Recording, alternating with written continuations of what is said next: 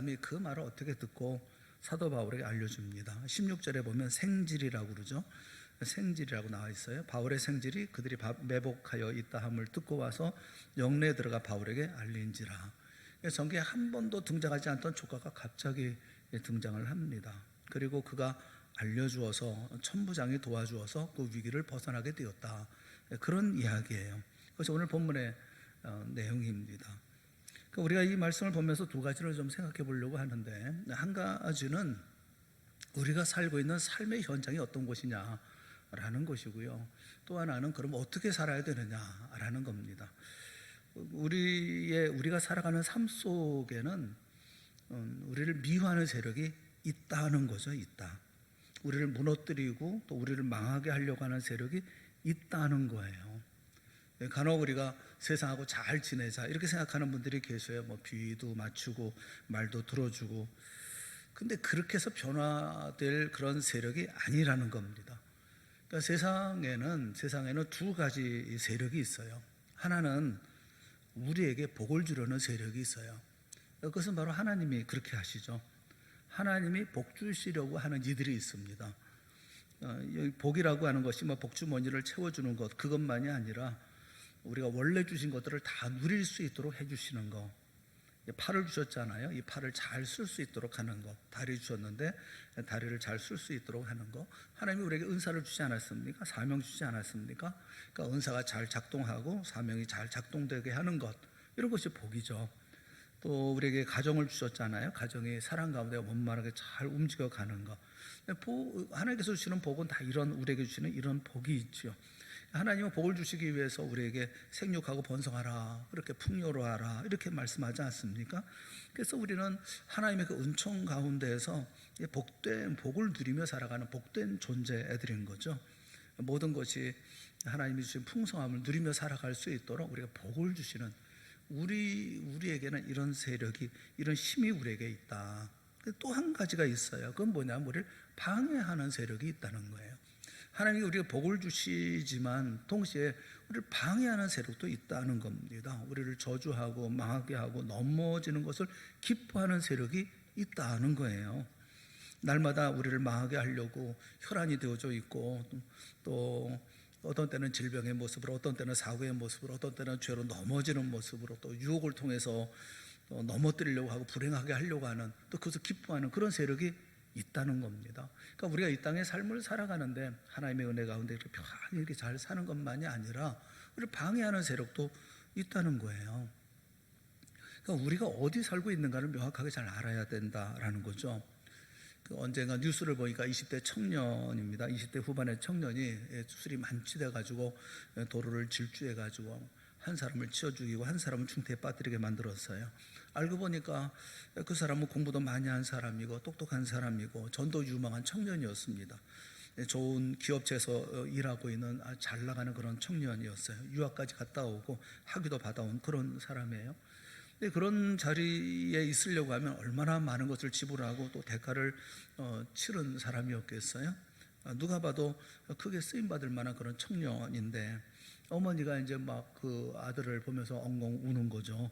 내가 이 아들을 어떻게 키웠는데, 어떻게 여기까지 왔는데 이게 무슨 일이냐.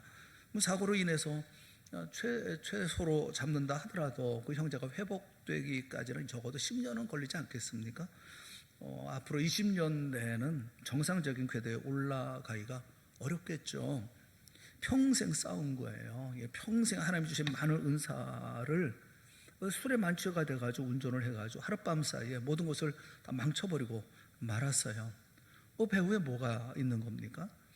방해하는 세력이 있죠. 악한 마귀가 있죠. 우리 인생을 망치게 만드는, 망치게 하려고 하는 그런 세력이 있어요. 불행하게 만들려고 하는 세력이 있다는 거예요. 사도 바울도 로마서 7장 23절에 보면 내 지체 속에서 한 다른 법이 내 마음의 법과 싸워 내 지체 속에 있는 죄의 법으로 나를 사로잡는 것을 보는도다, 그렇게 말씀하고 있죠. 악한 세력이 내 마음속에 이런 것, 그래서 우리를 쇠사슬로 이렇게 죄된 모습으로 끌고 가는 그런 모습을 그리고 있어요. 우리를 사로잡아 오는 것을 본다는 겁니다. 그 다음 절에 오호라 나는 공고한 사람이로다 이 사망의 몸에서 누가 나를 건져내랴 탄식하죠. 우리를 불행하게 만들고 망하게 만들려는 세력 가운데 어떻게 나를 지켜나갈 수가 있을까, 이렇게 탄식을 합니다. 뭐 우리는 예배입니까? 예외입니까? 마찬가지죠. 하나 어머니가 아들 문제로 상담을 해요. 아들이 이상한 사이트에 빠져 있다고. 무슨 사이트인가 그랬더니 저주 사이트라고. 초등학교 3학년에 초등 3학년짜리가 애기 아닙니까? 그런 아이가 온갖 저주를 다 써놓고 반 아이들을 저주하고 싶어요. 뭐 입에 담을 수 없는 저주의 글을 써놓았다는 거예요. 그거 보면서 어떤 중학생에는 죽음을 부르는 저주는 어떤 건가요? 뭐 이렇게 사이트에 올려놓기도 하고 상담을 하고, 어떤 고등학생은 저주 내리는 법을 알고 싶어요.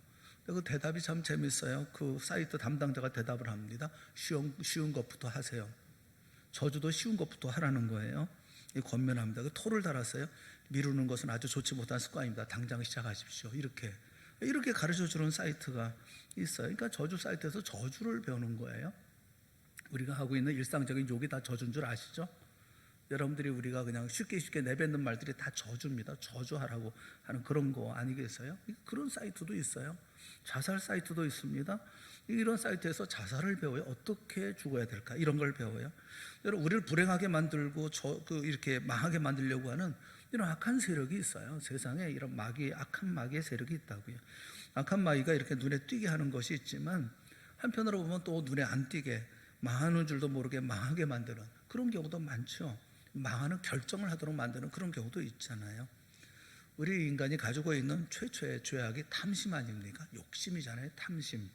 에덴 동산에서 많은 과실이 있음에도 불구하고 하나님이 먹지 말라고 하는 그 선악을 알게 하는 나무의 실과를 먹고 싶어하는 마음, 그 탐심이 모든 죄악의 뿌리가 되죠. 악한 마귀가 우리를 망하게 만들려고, 우리를 불행하게 만들려고 바라보아서는 안 될 것을 자꾸만 바라보게 만들고, 추구해서는 안 될 것을 자꾸 추구하게 만들어서 우리를 망하게 만들지 않습니까? 이상한 결정을 내릴 때가 있잖아요. 열심히 일해야 되고 열심히 공부해야 되고, 지금 분명 하나님 앞에 쓰임받아야 될 그런 자리임에도 불구하고 이거 다 박차고, 그리고 엉뚱한 데서 시간을 낭비하고 있고, 그러는 모습들이 있잖아요. 불행하게 만들려는 세력이 있는데 우리를 유혹하고 거기에 넘어가가지고 그래서 망하는 결정을 하면서 삶을 살게 된다라는 거죠. 우리 눈이 하나님 바라보고 또 하나님 주신 사명을 바라보고 하나님의 영광을 바라보면 우리 인생은 달라지지 않겠어요?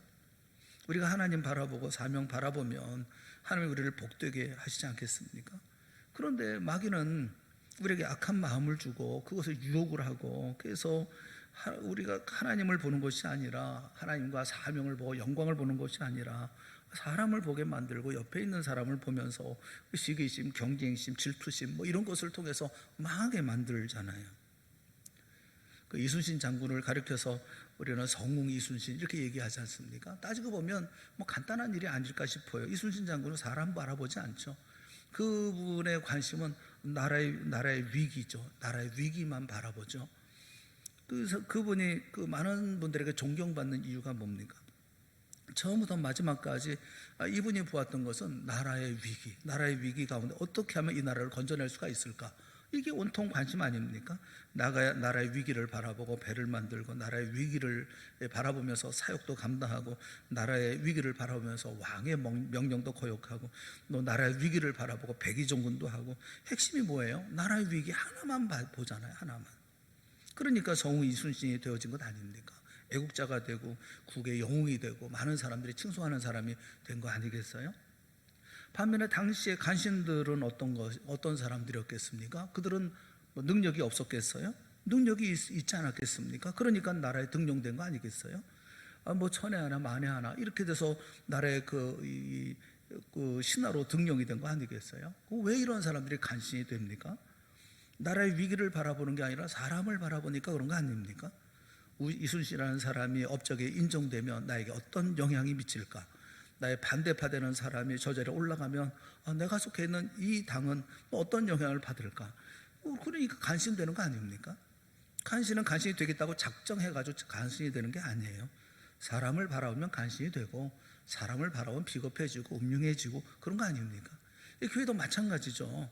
가장 중요한 하나님의 영광을 바라보고 교회의 영광을 위해서 뛰는 사람이라고 하면 비록 내 마음에 들지 않는다 하더라도 그가 가지고 있는 능력, 그 능력을 잘 등용해서 하나님의 나라에 꼭 필요한 사람이라고 하면 적재적소에 잘 사용할 줄 알고, 그래서 하나님의 영광을 나타내는, 그래야 되는 거 아닙니까? 꼭 내 사람, 내 비유 잘 맞추는 사람, 나한테 쓴소리하는 사람 빼고, 그렇게 해서 되겠어요? 마귀는 사람을 보게 자꾸 만들죠.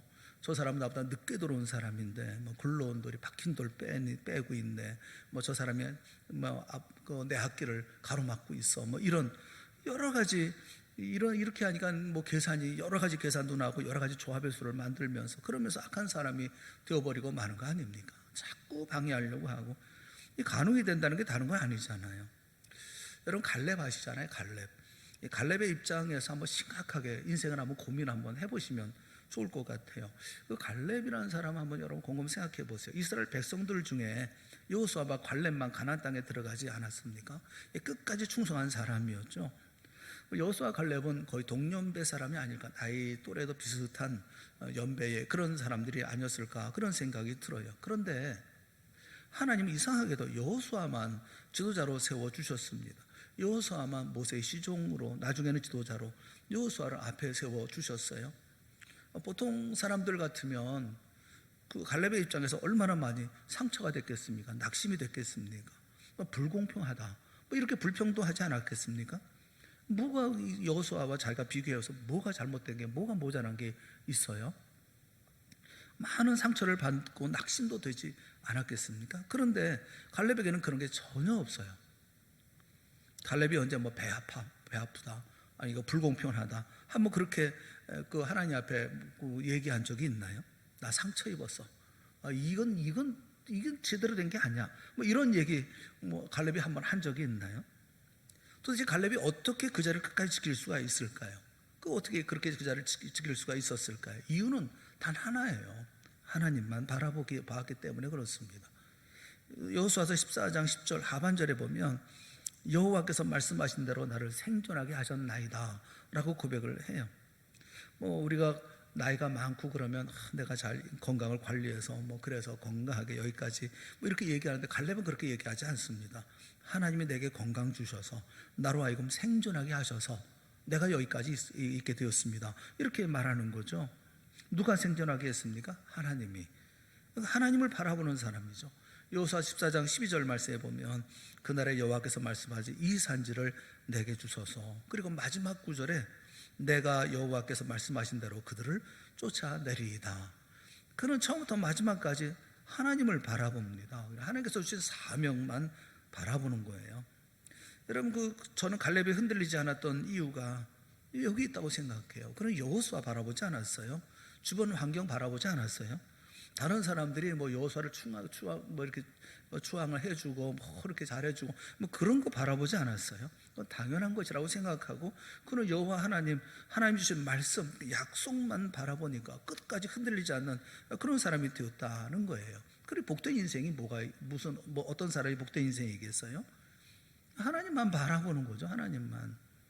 여러분 잊지 마세요. 지금도 여러분이 하나님 바라보고 그리고 하나님 주신 사명을 바라보면 여러분의 인생은 참 복된 인생이 되어지게 되어집니다. 어느 순간에 여호수아를 바라보고 주변 사람들을 바라봐서, 그래서 경쟁심의 포로가 되고 시기심의 포로가 되고 질투심의 포로가 되어버리면 엉뚱한 인생 망쳐버리는 이상한 인생으로 전락해버리고 만다는 거예요. 마귀는요, 우리 사명을 집중하지 못하도록 만드는 거거든요. 우리가 주님 위해서 일하려고 그러면 자꾸 생각이 많아지잖아요. 이쪽으로 갈까 저쪽으로 갈까, 길도 여러 가지 보여주고 갈등도 많이 나타나고 그러지 않습니까?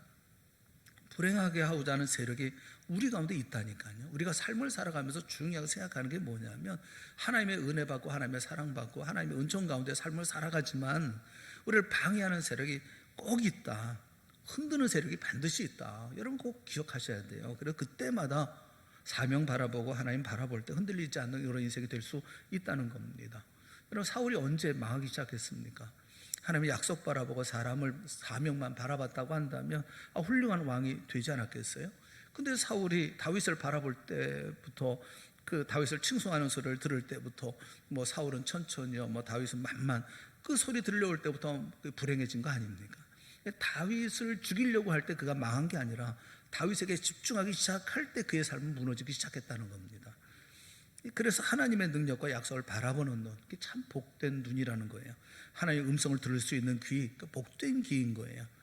그런데 라이벌을 쳐다보는 거, 그것도 다른 사람을 칭송하는 것을 들으면서 배합하는 거, 이게 바로 우리를 망하게 하는 길이라고 하는 것을 우리가 잊지 말아야 돼요. 두 가지 길이 있습니다. 매 순간마다 우리가 그때마다 하나님의 약속을 붙들고 하나님의 음성을 들어야 된다. 그런 눈과 귀를 가지는 하나님의 사람이 되어줘야 된다라는 거예요. 삶을 살아가면서 어렵고 힘든 일이 왜 없겠어요? 그러나 그때마다 우리가 하나님 바라보고 또 하나님께서 내게 주신 사명 생각하고 그 일을 감당해야 되는 거 아니겠어요? 우리가 죽을 때까지 그렇게 해야지. 우리가 이 땅에서 무슨 영광을 얼마나 누릴 거라고 그렇게 서로가 뒷소리하고 딴소리하고 끄집어내리고 왜 그렇게 사는지 그 이유를 모르겠어요. 좀 큰 사람으로 사세요. 하나님의 사람이면 예수님 닮은 사람으로, 큰 사람으로 살아야지. 큰 인생의 삶을 살아야지. 그렇게 좁은 이런 그 구차한 삶을 삽니까? 우리에게는 그런 세력이 있다니까. 이 세상에는 바울을 죽이려고 이렇게 목숨 걸고 생명 걸고 있는 사람이 있다는 거예요. 그래서 또 한 가지 우리가 어떻게 살아야 되느냐, 그러니까 우리가 두 번째 생각해야 될 것은 그럼 어떻게 해야 되느냐. 말씀드린 것처럼 예수만 바라보자는 거예요. 예수만 바라보자. 우리 모두가 예수님만 바라볼 수 있기를 주님의 이름으로 축원합니다. 예수님만 바라보면 승리할 수가 있어요. 우리가 망하게 하려는 세력이 있잖아요. 그것을 예수님만 바라보면 그 세력을 이겨나갈 수가 있어요. 오늘 본문의 말씀을 보세요. 사도 바울이 감옥에 갇혀 있었기 때문에 그 40명이 그를 죽이려고 작정했는지 안 했는지 알 길이 없습니다. 중간에 매복을 했다가 죽이려는지 그거 어떻게 알겠어요? 전혀 몰랐어요. 알았다 하더라도 바울이 할 수 있는 일이 뭐가 있겠습니까? 사도 바울이 할 수 있는 일은 딱 한 가지밖에 없습니다. 예수님만 바라보는 거예요. 11절 말씀, 사도행전 23장 11절 말씀 우리 한번 다 같이 봅시다. 시작. 그날 밤에 주께서 바울 곁에 서서 이르시되 담대하라. 내가 예루살렘에서 나의 일을 증언한 것 같이 로마에서도 증언하여 하리라 하시니라. 바울이 뭘 합니까? 예수님의 음성을 들어요. 예수님만 바라봐요. 어제 그거 하나만 할 뿐입니다. 그랬더니 자기가 준비도 하지 않고 준비하려는 어떤 시도도 없었음에도 불구하고 하나님께서 사도 바울을 주님께서 건져주지 않습니까? 생질이 갑자기 나타나요. 자기 조카가 나타났어요. 그게 갑자기 도와줍니다. 우리가 만약에 무슨 극본이나 시나리오를 쓴다면 엉성한 시나리오 안 씁니다. 이건 너무 억지잖아요. 억지고 이게 우연이잖아요. 이렇게 어느 날 갑자기 불쑥 이렇게 쓰겠어요? 생질이 여기 나타나려고 하면 과거에 한두 번 등장해서 우리가 한번 좀 얼굴을 익혔어야 되는 거 아니겠어요? 사도 바울이 어려를 가다가 어디서 생쥐를 만났다. 그래서 밥을 같이 먹었다. 라든가 사도 바울이 이렇게 힘들고 어려운데 근데 생쥐이 와서 조카가 와서 그걸 도와줬다. 이렇게 무슨 복선을 깔아놔야 되는 거 아니겠습니까? 근데 여기 복선도 없어요. 갑자기 생뚱맞게 갑자기 조카가 나타나서 갑자기 음모의 이야기를 듣고 갑자기 찾아옵니다. 억지 같잖아요. 여기 바울에게 올 때 막는 사람도 없어요. 바울에게 들려주고 바울이 얘기하니까 백부장이 듣고 천부장이 듣고 그런 일이 어디에 있습니까? 모든 일이 착착착착 준비된 것처럼 진행이 되잖아요. 거기다가 여기 23절 말씀을 보면 이게 말이 됩니까? 3절 말씀에 보면 백부장 둘을 불러 이르되 밤 제3시에 가이사라까지 갈 보병 200명과 기병 70명과 창병 200명을 준비하라 하고, 당시에 그 지역을 지키는 총책임자가 천부장입니다. 천부장이라고 하면 그 지역에 로마군이 1000명 정도 주둔했다 이렇게 볼 수가 있죠. 1000명 정도가 주둔하고 있었는데 그 죄수 하나를 가이사라까지 호송하기 위해서 몇 명이 동원이 됩니까? 여기 보병 200명, 마병 70명, 창군 200명 다 합치면 몇 명이에요? 이거 수학도 아닌데 200명, 70명, 470명이지. 470명. 그러니까 천부장이 470명을 동원한다면 병력의 절반 정도를 이렇게 보내서 죄수 하나를 옮기는데 사용을 했다는 겁니다. 이런 지휘관이 어디 있어요? 여러분 말 한마디가 1억이라고 치면 70마리면 70억 아닙니까? 말 타고 70명이 서보세요. 그것도 위압감이 엄청나지 않겠습니까? 창 들고 또 200명이 거기 또 서 있어요. 그러면 겁이 날 정도가 아니겠습니까? 이게 뭐 전쟁을 벌일 정도가 아니겠어요? 그들이 와 하고 모여서 470명이 모여 있어요. 그 가운데 사도 바울 하나를 호송하려고. 근데 뭐 40명 이 사람들 뭐 밥을 안 먹고 그러면서 저 사도 바울을 죽이려고 하니까 피골이 상접해 가지고 눈만 시뻘겋어서 40명 여기 40명이 어떻게 덤비겠어요? 잘 먹고 힘센 470명이 버티고 있는데 이게 말이 되나요? 이게 말이 안 되는 일들인 거예요. 이런 일들이 벌어지고 있는 거예요. 40명이 그랬다 그러면 한 20명만 보내도 돼요. 그거 뭐 일반인 20명을 군대가 그거 뭐 못 하겠어요? 못 데리고 가겠어요? 뭐 그리고 뭐 꼭 그런 방법으로만 해야만 되겠습니까? 그런데 470명을 동원을 해요. 여러분 하나님이 하시는 일은 좀 오바다 그런 생각이 들지 않나요? 이건 지나치지 않나? 상식적이지 않나? 상식적이지 않지 않나? 이런 생각이 들지 않습니까? 그런데 여러분 부모의 마음이 그렇잖아요. 자식을 보호하기 위해서 할 수 있는 모든 방법을 다 동원하지 않습니까? 그 주님께서 사도 바울을 돕는 방법을 이렇게 보면 야 이게 우리가 하는 일이 무슨 의미가 있나 하는 생각이 더 많이 들더라고요. 우리 인생 그렇잖아요. 인생의 계획도 세우고 작전도 세우고 뭐 마스터 플랜도 세우고 뭐 그런다고 되는 건 아니잖아요. 제일 중요한 것이 뭡니까? 아무리 계산해도 내 계산 밖에 있는 위험이 있어요. 갑자기 나타나는 그런 일들, 내 계산 밖에 있는 나를 미워하는 세력, 나를 불행하게 만들려고 하는 세력, 나를 뭐 어떻게 흔들려고 하는 그런 세력이 있어요. 그런 세력들 앞에서 우리가 계획하고 준비하고 아무리 용의주도하게 한다 하더라도 우리는 항상 피해자가 될 수밖에 없잖아요. 여러분 그 신앙의 기초가 뭐냐 하면 예수님 바라보는 거예요. 예수님 바라보는 게 신앙의 기초라고요. 예수님 바라보는 것으로부터 시작하는 거예요. 신앙의 출발은 예수님을 바라보는 거예요. 무조건 나 같은 죄인 살리신 주 은혜 놀라워 하면서 예수님만 쳐다보는 거예요. 그때부터 능력이 나타나기 시작하는 겁니다. 우리가 뭘 하는 게 아니에요. 많은 사람들은 자꾸 뭘 찾아내려고 그래요. 뭐 관계 속에서 찾아내려고 하고 뭐 이렇게 무언가를 좀 생각하려고 그럽니다. 제일 먼저 해야 되는 것은 바라보는 거예요. looking for 뭘 뒤집어내고 찾아내고 뭘 해결하려고 그게 아니라 그냥 바라보는 거, 그냥 바라보는 거. 여러분 눈을 들어 주를 보라. 뭐 주의 영광을 보라. 이 우리 신앙의 모습이 그거잖아요. 주님 바라보는 거. 이스라엘 백성들이 광야에서 뱀에게 물렸습니다. 그때 그들이 뭐 looking for 했나요? 막 찾았나요? 방법은 뭐 치료 방법을 찾아내고 막 그랬나요? 아니잖아요. 장대에 달린 노뱀을 그냥 봤잖아요. 봤잖아요. 바라보는 거잖아요. 거기에 무슨 능력이 필요하고 무슨 계획이 필요합니까? 바라보는데 우리가 무슨 힘이 있어요? 우리가 찬송하는 거 있지 않습니까? 목마른 자들아 다 이리로 오라. 이곳에 좋은 샘 흐르도다. 힘쓰고 애씀이 없을지라도. 나 그거 참 좋더라고요. 힘쓰고 애씀이 없을지라도 이 샘이 오면 다 마시겠네. 누가 힘써가나요? 샘에만 오면 다 마시는 거 아닙니까? 생명에 이르는 방법이 뭐예요?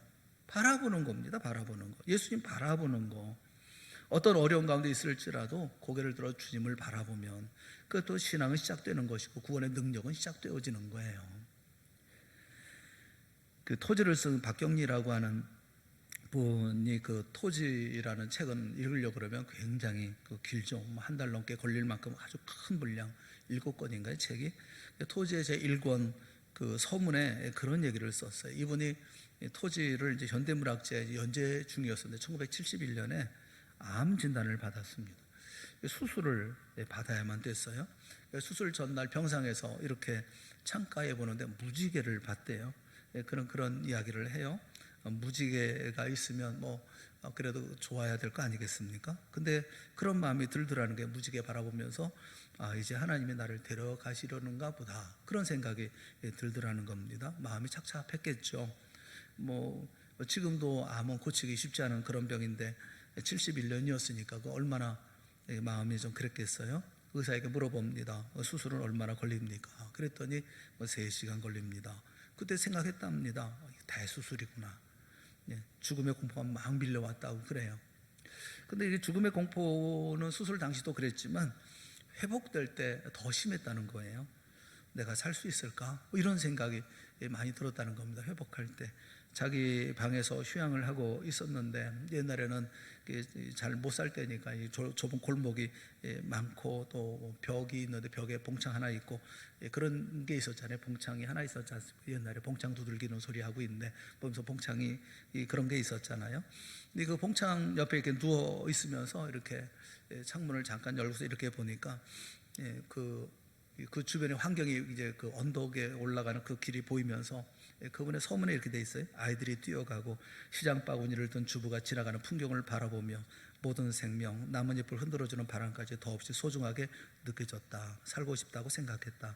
아름다운 것들, 진실이 손에 잡힐 것만 같았고 그것들을 위해 좀 더 일을 했으면 싶었다. 고뇌스러운 희망이었다. 그렇게 서문에 썼어요. 병으로 누워있는데 밖에 지나가는 소리, 떠드는 소리, 아이들 뛰어가는 소리, 시장 바구니 들고 이제 아줌마가들이 이렇게 이런 모습들이 너무 소중하게 느껴지더라라는 거예요. 여러분, 지나가는 사람들 가운데 불평불만 있는 사람, 없는 사람이 있었겠어요? 당시에는 운동화도 없었고 예전에 고무신 신고 다녔거든요. 운동화도 하얀 운동화는 안 사줬어요. 하얀 운동화는 금방 떨어지고 막 이래가지고 집사님 잘 모르실지도 몰라. 우리는 그래가지고 까만 운동화만 신고 다녔고 그 타이어 달린 그런 신발 신고 다니고, 근데 그 신발 다 떨어졌다고 불평하는 그런 애들은 없었겠어요? 예전에 학교에서 집으로 많이 쫓겨도 다니고 그랬죠. 어른들은 아시겠습니다.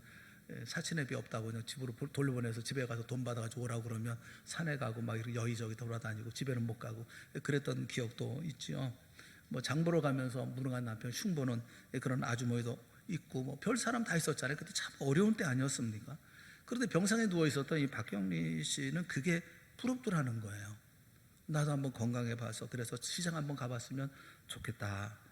모든 생명이 부럽고 심지어는 나뭇잎을 흔들어주는 바람까지도 너무 소중하더라. 여러분, 일상적인 모든 것들이 축복이라고 하는 것을 깨닫게 되면 거기 깊이가 있는 거예요. 토지를 읽어보면 아시겠지만 토지의 내용이 대단한 내용은 아닙니다.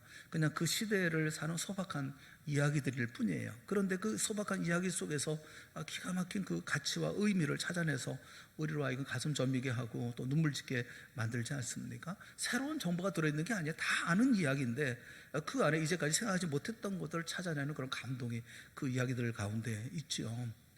보면서 그런 생각이 드는 거예요. 삶의 이 모양 저 모양의 어려운 가운데서도 하나님만 바라보면서 그리고 생명에 대한 그 소중함을 생각하면서 내게 주어진 시간들을 소중하게 여기며 극복해 나아가는, 그 안에서 가치를 발견해 나아가는, 그게 토지가 가지고 있는 내용 아닙니까?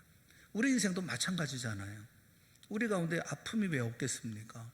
힘든 일이 왜 없겠어요? 가정을 생각해도 또 사업을 생각해도 문제투성이고 캄캄한 어둠 같은 그런 삶을 살아가는 분이 왜 없겠어요? 앞일을 생각해도 깜깜하고 도대체 뭘 해야 될 건지 어떻게 해야 될 건지 내일은 어떤 일이 펼쳐질 건지 우리가 생각해도 그러니까 마음만 답답하고 머리만 무거워지고 그런 일들이 우리의 삶 가운데 얼마나 많이 있습니까? 우리가 할 일이 뭐예요?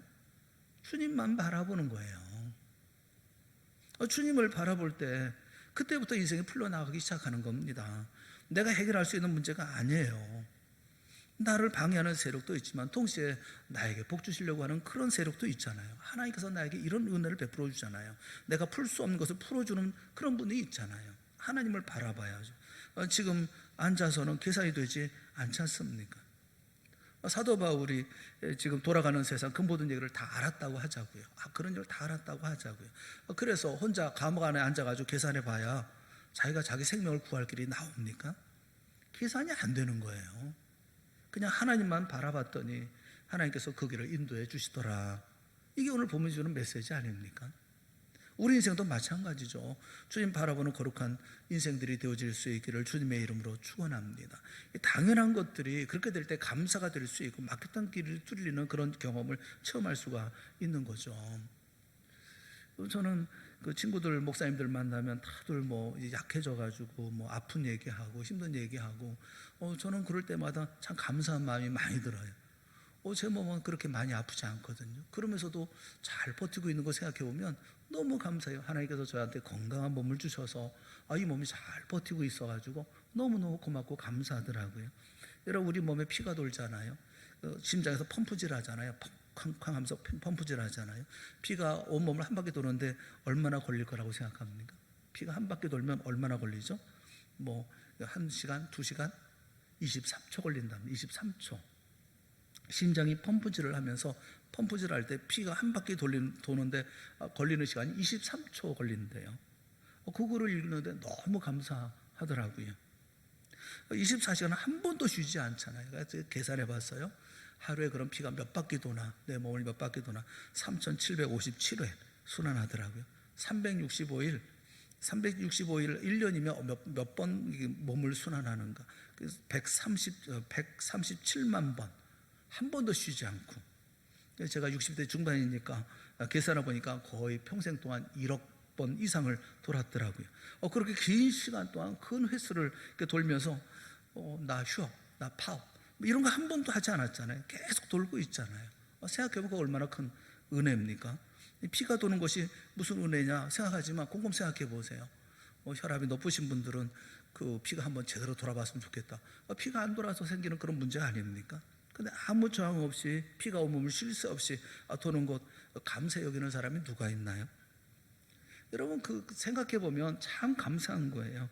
우리 몸의 피에 적혈구가 하루에 40만 개씩 생긴대요. 하루에 40만 개. 이 40만 개의 적혈구가 생겨서 새롭게 생겨나서 이 산소를 나눈답니다. 이렇게 적혈구도 생기고 백혈구도 생기고 수없이 많은 병균들과 싸워주고 그래서 사는 거 아니겠어요? 하나님께서 내 몸에 40만의 병력을 보내주셔서 하루를 살아가는 거 아닙니까?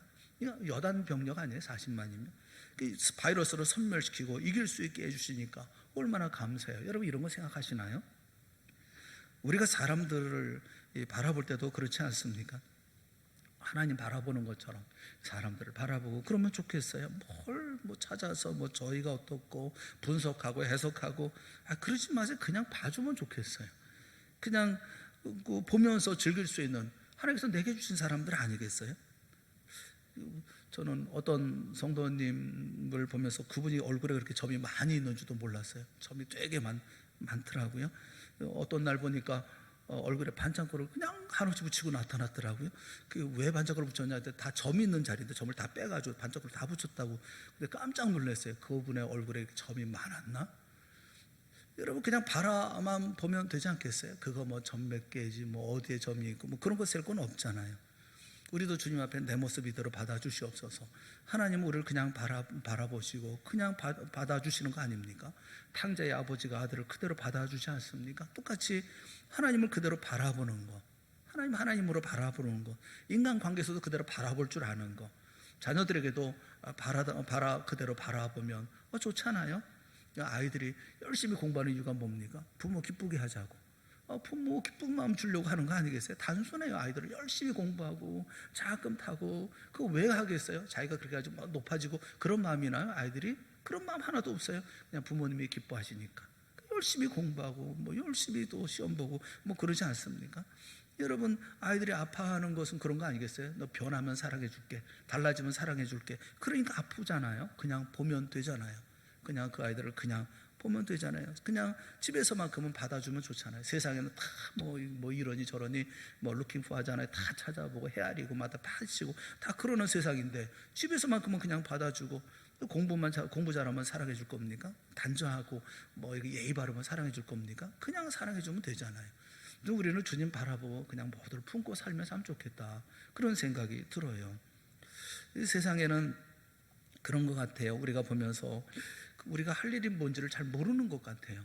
세상에 우리가 삶을 살아가는데 다 모든 것이 나를 도와주는 걸로 생각하는 것 같아요. 그렇지 않습니다. 악한 세력이 있어요. 망하게 하려는 세력이 있고 해방하는 세력이 있어요. 근데 문제는 우리가 그 가운데 흔들리지 않고 주님만 바라보면 그때부터 능력 있는 삶을 살게 되어질 텐데 주님을 안 바라보니까 문제가 생기는 거 아니겠어요? 코로나19 시대에도 마찬가지입니다. 저는 그런 생각이 들어요. 하나님께서 이와 같은 어려움을 주셨으면 그 어려움 가운데 잘 우리가 적응하고 그 가운데 어려움을 잘 이겨나가는 거, 그걸 하나님께서 원하시는 거 아니겠어요? 나 불평하고 원망하고 뭐 되니 안 되니 짜증내고 그거 하나님께서 기뻐하시는 일이겠습니까? 주님 바라보고 삶을 살아야죠. 내가 원함도 있지만 주님께서 기뻐하시면 그 길을 가는 것으로 기뻐하며 삶을 살아가야 되는 거 아니겠어요? 믿음의 출발을 주님 바라보는 거죠. 사도 바울이 뭘 합니까? 여기 뭐 주변에 보면 당을 지어서 40명이 죽이려고 하고 막 이런 저런 일을 하는데 바울은 전혀 아무것도 없어요. 그냥 주님만 바라보고 삽니다. 모든 과정에 모든 것들이 다 해결을 돼 있잖아요. 뭐 그 천부장이 나와서 뭘 세워주고 뭐 보호해주고 누가 와서 알려주고 뭐 주님께서 다 해주시는 일 아닙니까? 뭐 사도 바울이 계획하고 준비한 게 뭐가 있어요? 자기에게 주어진 사명, 그 사명만 꼭 붙들고 로마에 가서 말씀을 전하라면 뭐 로마에 가서 말씀 전하고, 뭐 가라시면 가고 배 타라면 배 타고 걸어가라면 걸어가고 말 타라면 말 타고, 그게 사도 바울이 했던 일이잖아요. 사랑하는 여러분, 우리는 하나님의 자녀고 주의 백성입니다. 그렇다면 이때 우리가 어떻게 살아야 할 것인지 순종하며 또 하나님 바라보며 그리고 주님 바라보면서 사는 우리가 되었으면 참 좋겠어요. 신실하게 예배하시고 진정으로 예배하시고 주님 바라보고 또 주님으로 말미암아 우리가 힘을 얻고 능력을 얻고 주의 나라 만들어가는 우리 모두가 되어질 수 있기 바랍니다.